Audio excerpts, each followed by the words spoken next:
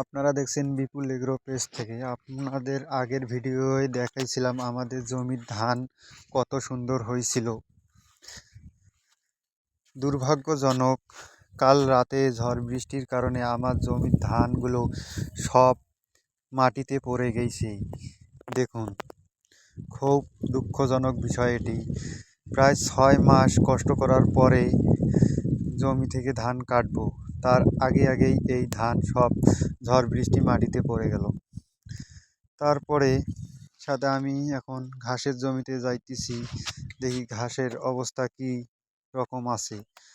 না, ঘাস মোটামুটি ভালোই আছে, ঘাস মাটিতে পড়েনি ঝড় বৃষ্টির কারণে, কিন্তু আমার ধানগুলো সব মাটিতে পড়ে গেছে। তাই খুব কষ্ট লাগতেছে বর্তমান অবস্থা। কষ্ট লাগেও কিছু করার নেই, ভাগ্যে যা আছে তাই হবে, ভাগ্যের উপর আর কিছু হবে না।